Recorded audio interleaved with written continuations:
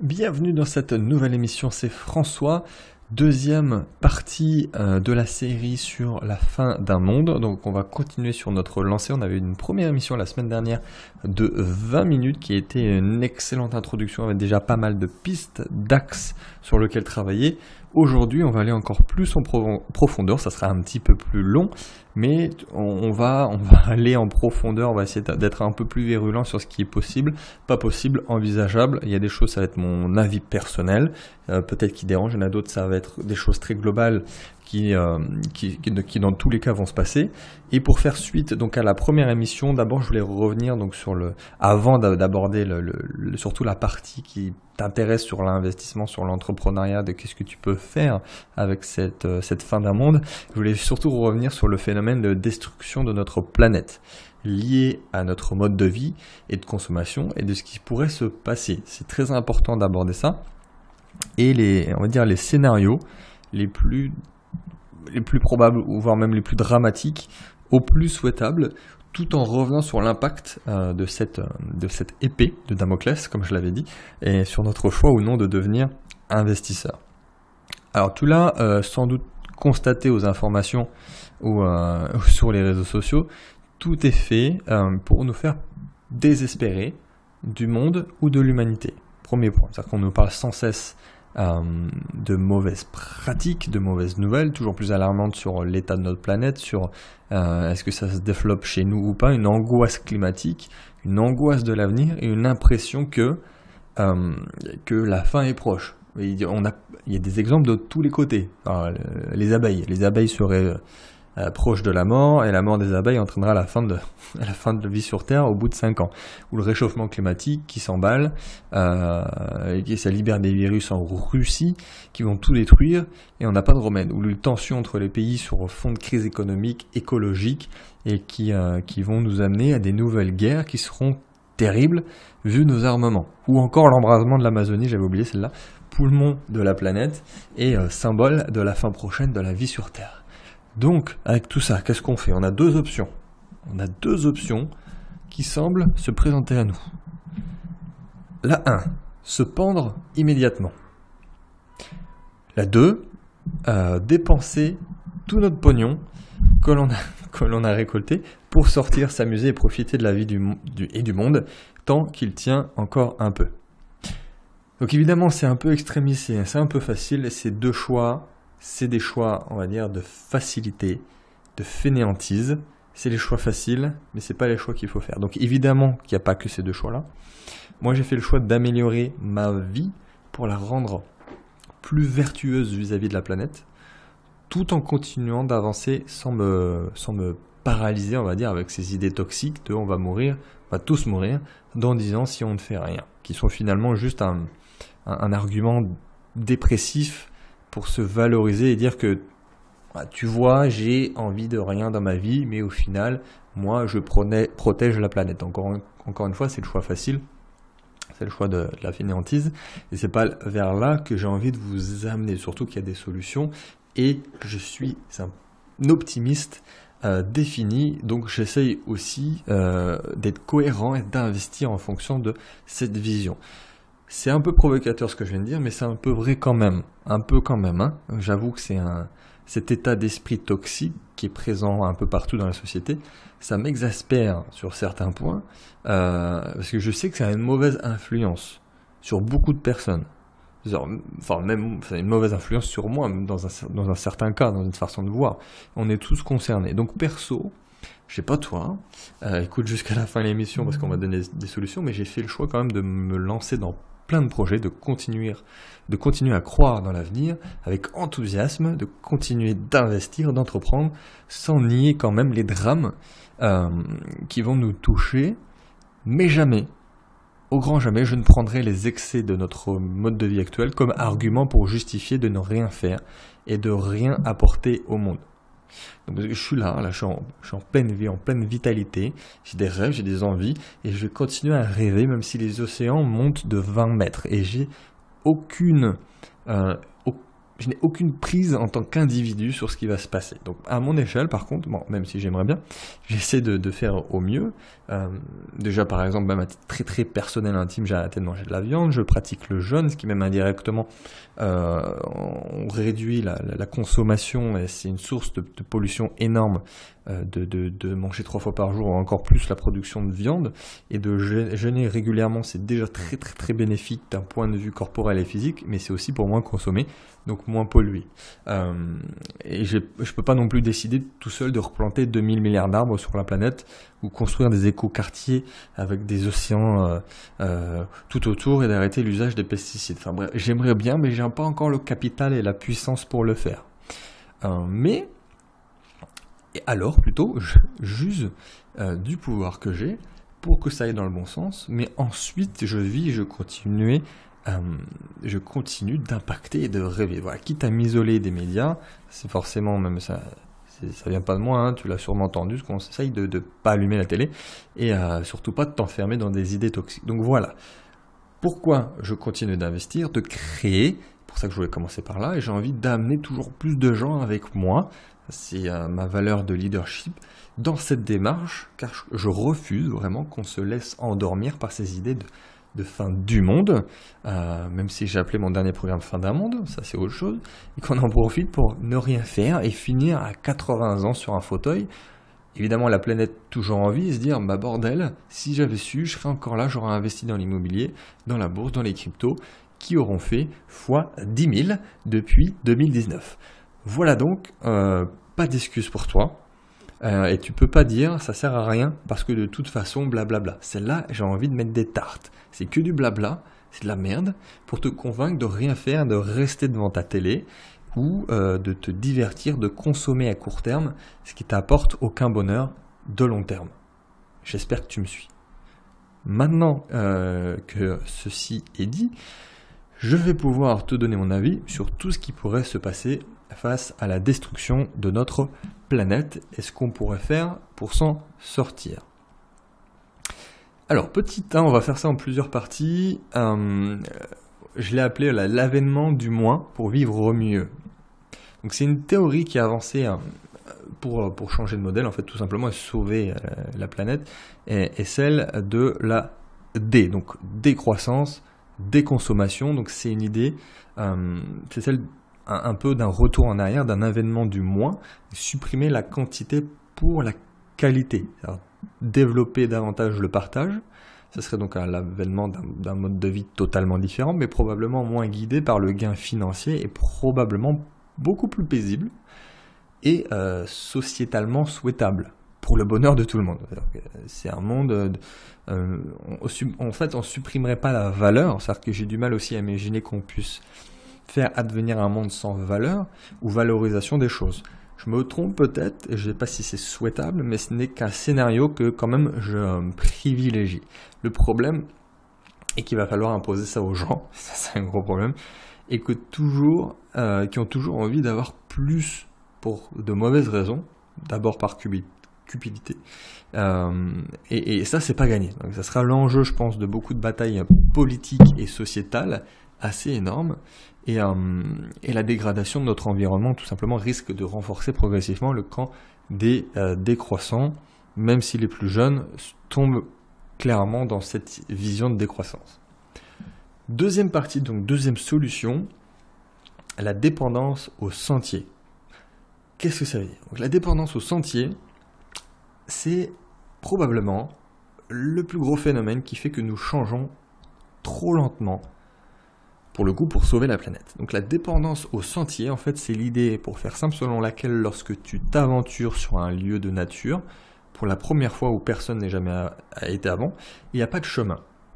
Donc ce que tu vas faire, c'est que tu vas donc marcher dans les herbes pour te frayer un chemin, imagine-toi comme ça, et ça va laisser des traces, on va voir que tu es passé par là. Donc derrière, quand une nouvelle personne arrive sur les lieux, l'environnement a changé, et elle pourrait aller partout, mais elle voit qu'il y a des traces qui dessinent un chemin, ou que quelqu'un est déjà passé par là. Et elle va prendre ce chemin. Elle va renforcer les traces en plus, elle va accentuer ce chemin, et ça va finir par créer un nouveau chemin de randonnée. Donc l'homme est devenu dépendant au sentier. Et on peut dupliquer ça à beaucoup de choses. C'est-à-dire que la capitalisation du Bitcoin, par exemple, elle s'explique pourquoi elle est numéro 1 en termes d'argent. C'est surtout parce qu'elle était la première et qu'elle a su s'imposer. Donc c'est beaucoup plus difficile pour les autres de s'imposer. La France, autre exemple, a misé des milliards dans l'industrie nucléaire ou dans la technologie militaire, et c'est pas facile de changer de modèle, même si on se rend compte qu'on a peut-être fait des mauvais choix.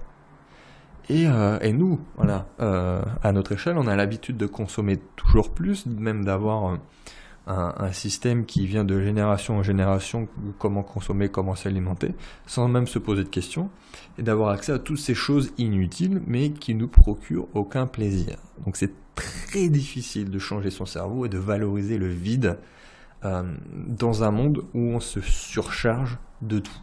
Donc cette dépendance au sentier, c'est un véritable frein au changement, donc c'est pour ça que je voulais le mentionner.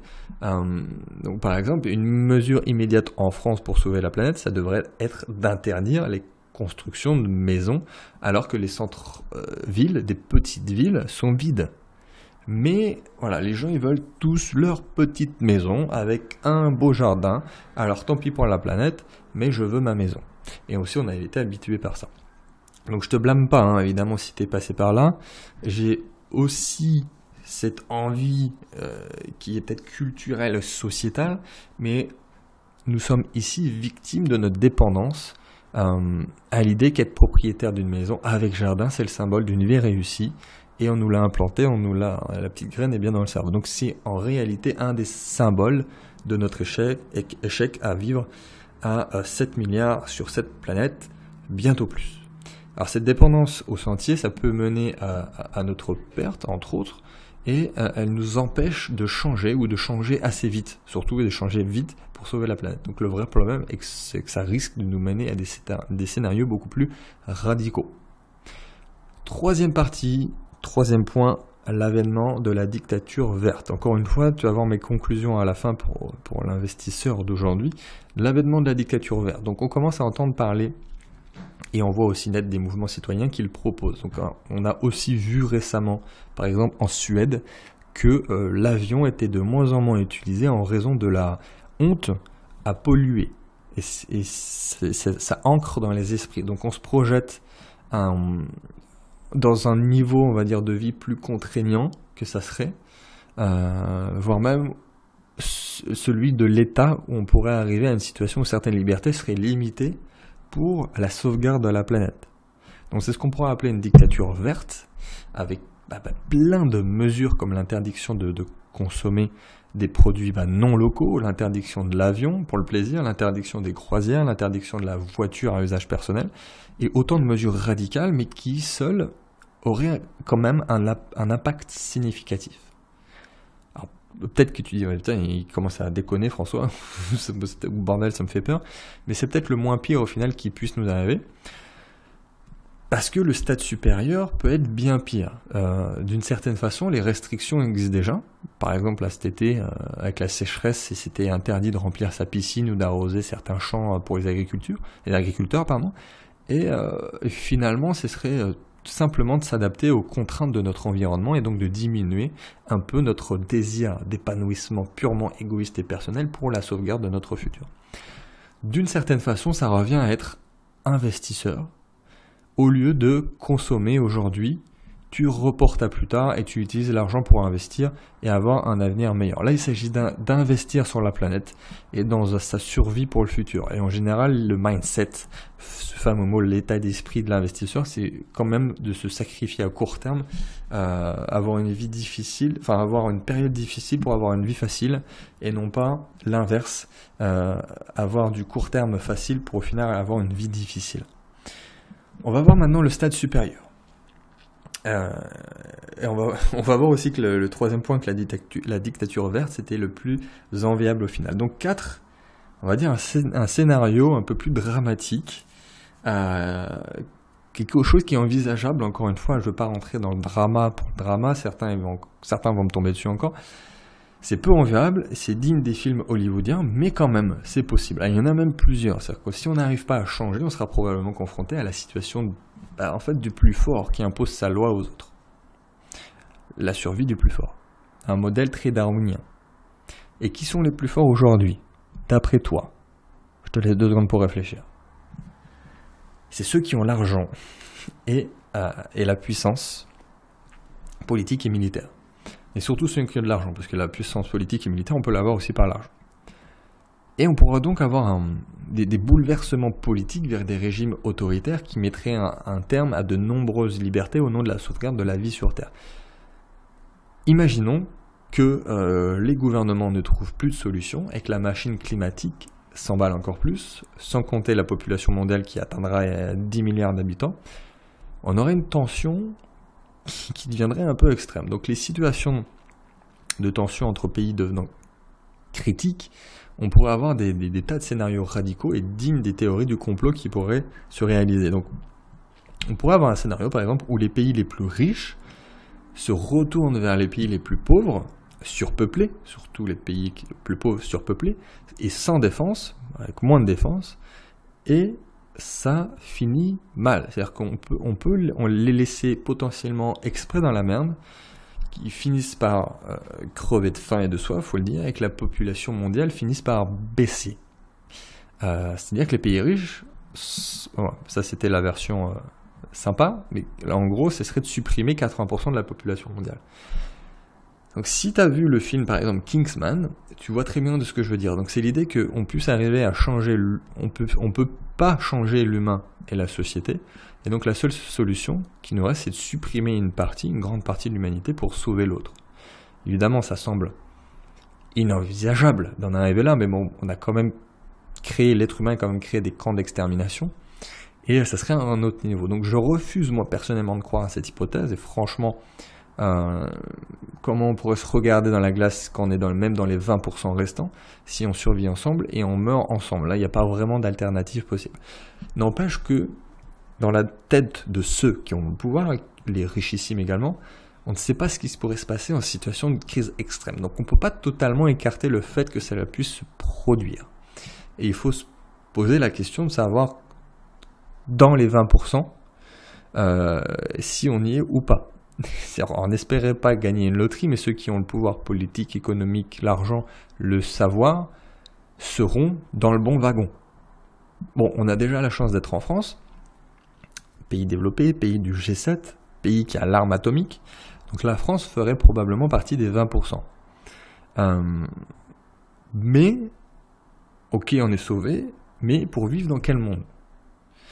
Donc un monde déjà en ruine potentiellement, où tu as 20% des humains qui ont sacrifié 80% des autres pour suivre. Donc ça sent pas bon, mais encore une fois, qui peut prédire ce qui peut se passer ? 5e point, 5e partie, ce que j'espère et ce en quoi je crois et je mise. Là, ça devient intéressant pour toi, auditeur de ce podcast. Donc contrairement au décroissant que j'ai expliqué dans la première partie, et à ceux qui sont contre tout progrès technologique pour nous aider à sauver la planète, je crois à l'inverse à 100% dans la capacité des hommes à innover toujours plus pour nous aider à vivre en consommant moins, à sauvegarder la planète et à apprendre à vivre avec les mutations de la planète. Alors de toute façon, même de base, la vie sur Terre est assez incertaine par nature. C'est-à-dire que même techniquement, on pourrait se prendre une éruption solaire, on pourrait se prendre un astéroïde non identifié. Il y a plein de choses qui peuvent se passer, donc techniquement, c'est déjà incertain. Mais finalement, l'homme, on pourrait se dire que c'est qu'un risque de plus, en fait, pour la vie sur Terre. Donc apprenons à vivre avec, et si on échoue sociétalement, n'oublions pas de réaliser nos rêves individuellement. Donc je crois aussi que la logique de décroissance et qu'imposer des mesures plus autoritaires pour protéger la planète serait quand même un passage obligé en partie. C'est-à-dire le cumul des trois, décroissance, développement des technologies et du savoir, réduction de certaines libertés et adoption de mesures fortes et contraignantes qui permettrait d'éviter d'en arriver au pire justement auquel l'humain pourrait se livrer. D'ailleurs, même pour faire un parallèle, le Bitcoin, avec son nombre d'actifs de tokens fixes et limités, c'est un parfait exemple de ce nouveau monde.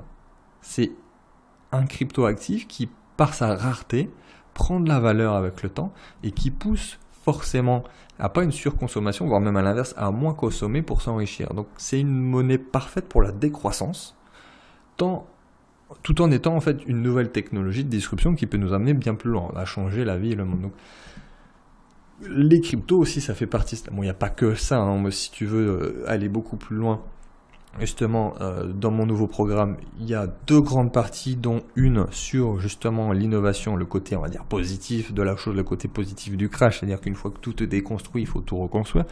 Les innovations, tout ce qui est un énorme potentiel déjà sociétal, mais aussi purement derrière financier, de qu'est-ce qui peut exploser. Il y a l'intelligence artificielle, il y a la robotique, le séquençage de l'ADN, il y a plein de choses, la blockchain évidemment. Donc moi je suis très enthousiaste face à tous les défis qui nous font face, et j'y vois voilà, l'occasion pour l'humanité de se surpasser et de s'en sortir grandi, évidemment.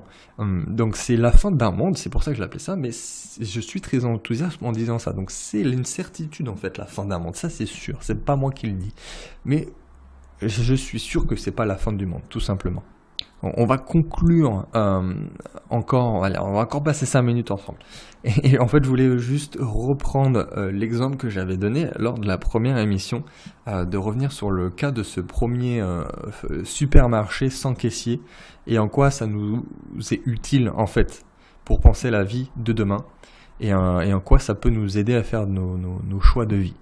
Donc après, culturellement et économiquement, il y en a beaucoup qui voient ça comme un gros problème. J'en reviens toujours pas d'ailleurs que la vision de la plupart des Français d'ailleurs voit ça comme un problème, mais dans nos vies à 100 à l'heure, avoir un magasin ouvert le dimanche c'est pas qu'une lubie consommatrice, c'est juste une liberté de plus dans notre organisation. Et libérer les humains de tâches ingrates, c'est un peu le but de l'humain depuis son existence, en fait. J'explique, pour ceux qui sont pas contents. Et pour moi, le développement technique, c'est quasi sans limite. Ce qui fixe les limites, c'est notre propre cerveau. Il suffit de regarder ce que les gens pensaient était impossible avant. Les fausses idées qu'on insère à l'intérieur de notre cerveau, c'est ce qui met des limites. Par exemple, États-Unis, 19e siècle, il y a eu un basculement majeur avec notamment l'abolition de l'esclavage. C'est-à-dire que c'est venu par la partie nord abolitionniste qui a commencé à se développer et à s'industrialiser de façon exponentielle, pendant que le sud essayait de perdurer sur le système esclavagisme et de stagner en pratiquant l'esclavage. Donc au final, le nord s'est développé beaucoup plus vite, a créé même indirectement des milliers d'emplois grâce à la technologie, pendant que le sud s'appauvrissait et était dépassé. C'est-à-dire que le nord s'est créé une contrainte, plus d'esclaves qui sont soumis et faire les tâches qu'on ne veut pas, et on a dû chercher d'autres moyens pour se passer de cette main d'œuvre. Et ce qui est arrivé après, c'est même ce qui s'est fait de mieux après en termes de développement et de croissance. Au final, il en est sorti gagnant économiquement parlant au niveau le nord des États-Unis, et ils sont beaucoup plus civilisés même que le sud pauvre, conservateur, même toujours aujourd'hui, qui garde sa réputation d'être beaucoup plus raciste que le nord. Donc, par contre, ouais, là, la connerie s'étend sur le long terme, comme tu le vois. Et les caissières aujourd'hui, ne sont-ils pas les esclaves dans notre exemple-là? C'est-à-dire que le coût du travail et les règles sont la contrainte pour l'entreprise qui cherche un moyen de plus avoir à utiliser cette main-d'œuvre, et on invente donc des caisses automatiques qui permettent de vendre H24, 7 jours sur 7, tout en diminuant les frais. Donc on libère du temps pour les humains et on améliore un service. Donc plus de magasins avec un temps d'attente aux caisses super long, parce que le magasin paie le moins de caissiers possible par rapport à l'affluence. Et il y a toujours plein de machines prêtes à nous accueillir. Donc on ne peut pas objecter qu'on perde en contact humain, et ça c'est vrai. Mais ça c'est un autre débat, c'est-à-dire qu'on va fermer la parenthèse, mais on fait nos courses pour faire nos courses. Si on veut parler et rencontrer des gens, il y a d'autres endroits. Et tout ça pour conclure. Tout ça pour arriver au point qu'une révolution passe toujours par 3 phases. Ridicule, dangereux et évident. Et on peut en donner des dizaines, des centaines d'exemples. Le mariage homosexuel, c'était ridicule au 19e siècle, c'est devenu dangereux au 20e siècle, et maintenant c'est évident. Caisse automatique, ça sera pareil. Le bitcoin, c'était ridicule avant 2015, c'était dangereux en 2016-2017 et bientôt évident. Voilà, donc ce sont nos simples idées stupides qui nous empêchent d'avancer. Le temps de ces caissiers, par exemple, les caissières, ne serait-il pas mieux utilisé pour autre chose, hein? Même au sein même de l'entreprise, est-ce que ce serait pas plus sympa d'être conseiller, par exemple, nutritionnel dans les rayons pour conseiller les clients, ou même ça que le temps libre récupéré par ces personnes, ça serait une libération pour elles. Elles auraient plus de temps pour profiter de la vie. Bon, et c'est le but de l'être humain, que d'essayer de se libérer des tâches ingrates. Et même si la motivation des entreprises au départ c'est de faire des gains supplémentaires, d'augmenter leurs bénéfices, c'est pas pour autant que c'est mal en tant que tel. Alors, il reste à instaurer des contreparties sociétales qui font qu'on se répartit mieux le travail et que l'on mette en place, on va dire, un revenu universel de base pour chacun, ce qui enlèverait l'angoisse d'être au chômage. Bon, là, j'ai pas travaillé la partie là, c'est juste une suggestion, je l'ai même pas travaillé économiquement. Le travail salarié, ça on va revenir là-dessus, c'est une chose sûre et certaine, ça c'est pas mon avis, ça paye de moins en moins, c'est un fait. Et on peut le regretter, mais je doute que ça évolue dans le bon sens, dans l'autre sens. Donc à terme, il restera plus, ça par contre c'est mon avis, que des créateurs entrepreneurs, et de l'autre côté des travailleurs pour certaines tâches. Mais il n'y aura plus de travail au sens où on l'entend aujourd'hui, et pour tout le monde surtout, et pour tout le monde. Donc le temps se libère pour que nous fassions nos propres projets, et pour qu'ils soient marchands ou non d'ailleurs. Mais le salaire n'augmente plus, la retraite n'existera plus, et il y aura moins en moins de travail salarié. Et ça c'est certain, c'est pas moi qui le dis. Donc valeur marchande et valeur sociétale, c'est deux choses en partie décorrélées. Voilà, déjà, pourquoi un mec qui tape dans un ballon est payé des milliers de fois plus que le pompier qui risque de sauver des vies pour sauver la vôtre? Le pompier est probablement, on va dire, un des acteurs les plus importants pour notre vie et pour la société. Et en plus, beaucoup sont volontaires, c'est-à-dire qu'ils touchent que quelques euros à l'heure, pas de quoi payer grand-chose. Alors qu'un mec, même qui est devant son PC, il peut faire des millions en jouant aux jeux vidéo. C'est ainsi, on peut le déplorer, mais c'est ainsi. Et dans cet univers, où l'homme se libère du travail, comment on gagne de l'argent? Et bien justement, c'est là la question de devenir un investisseur, un entrepreneur, voire un spéculateur indépendant. Et c'est là que ça intervient en fait, ces notions que la plupart qui écoutent ce podcast d'ailleurs sont. Mais dans le monde de demain, tu auras peut-être ton revenu universel selon tes compétences, et tu pourras aider la société en vendant d'autres choses, des services, plus des services d'ailleurs, mais tu pourrais aussi être dans une démarche beaucoup plus personnelle, créer, innover des entreprises, des sociétés, investir en immobilier, ou encore aller chercher d'autres compléments de revenus sur les marchés financiers en tant que tels, en apprenant la spéculation. Donc on pourrait imaginer une vie où le matin, c'est le temps de cette activité d'investisseur, d'entrepreneur qui analyse son monde, les opportunités, les marchés, l'innovation, et après on fait ce qu'on veut. On va avoir plus de temps pour faire ce qu'on veut. C'est une nouvelle philosophie de vie. C'est moi je l'ai adopté déjà en tant que tel, mais à l'échelle mondiale, c'est ce qui devrait se passer. Donc on revient donc à cette fameuse carrière d'investisseur ingénieur, et c'est celui qui a tout compris, je pense, qui va parfaitement s'insérer dans le monde de demain. C'est un monde où le temps d'oisiveté à se partager est de plus en plus important, paradoxalement. Et c'est quand même un temps propice à se divertir, à se cultiver, à s'amuser, à se reposer, à s'enrichir sur tous les points de vue.